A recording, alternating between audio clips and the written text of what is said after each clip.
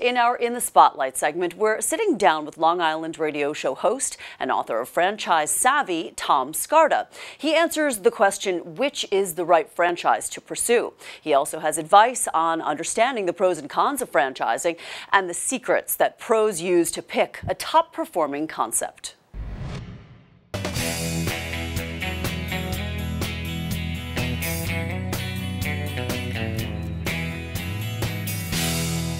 Well, joining us now is Tom Scarda. He's an author and host of the Franchise Radio Show on 103.9 Long Island News Radio. Thanks for being with us, Tom.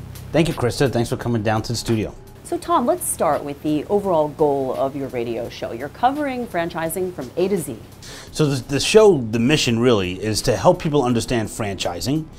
The International Franchise Association did a survey last year and figured out that 70% of Americans have no idea exactly what a franchise is.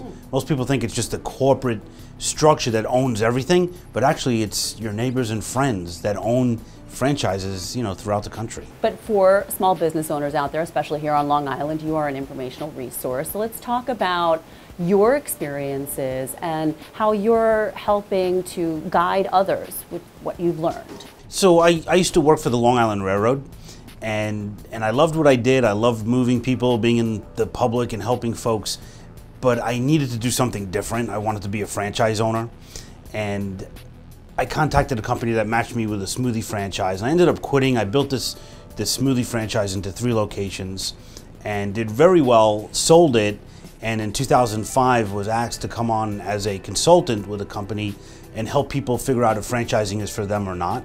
So since 2005, I've been matching people with franchises based on skills, personality, goals, kind of like the eHarmony of business is what I like to call it. And Tom, tell me, how do you make the determination which franchise is right for you? The way you figure out if a franchise is good for a certain person or if it's good for you as you're thinking about franchising is whether it gives you the lifestyle that you want. Of course, you need to make money and all that obvious stuff, but do you want to wake up in the morning and, early and make food? Do you want to be out late at night with the business? Do you want to be working on weekends? What's your lifestyle? Do you have small kids? Do you want to be the coach of the team? You want to look for a franchise that is not open on the weekends. And a lot of people have the misnomer or the myth that you're tied to this business 17 hours a day, 7 days a week. In some businesses that's true, but I help people figure out which is the best for them depending on what their lifestyle outcome, what they want. And can you tell us what are some of the biggest mistakes people make when they're converting their business into a franchise?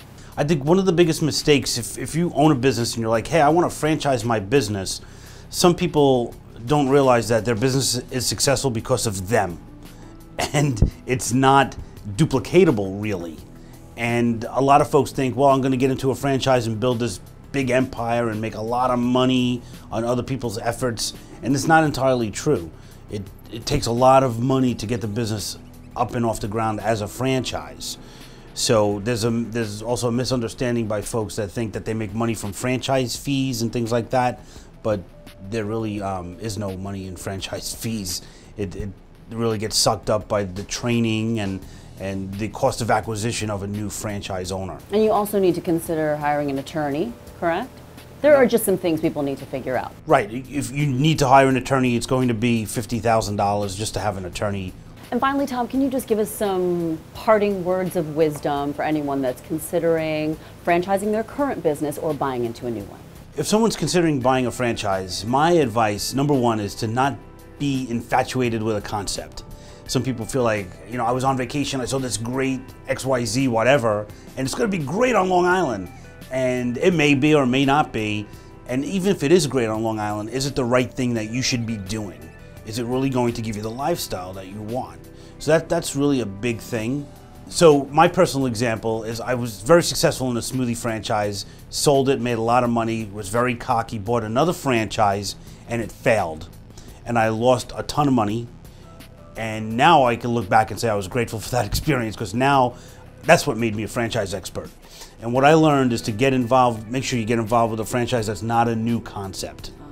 Make sure that the business itself has 25 units or more that are operating successfully for a year. And make sure it's going to give you the lifestyle that you want. Another piece of advice, make sure you have enough money to get going in a franchise. The second franchise I bought was based in Fort Worth, Texas. They told me it'd be $100,000 to start the business. It was $170,000, so I was under budget before I even got my doors. I was over budget before I even got my doors open. And is that number fixed, or is it dependent on the business type? Depending on the franchise you're looking at, you have to realize there's more than 3,500 franchises in 90 different industries. So you could start a franchise with 30 or 40,000, and there's other franchises that go up to $2 million to open. So it's hard to determine, but the best way to determine it is to talk to franchise owners that are already in the business.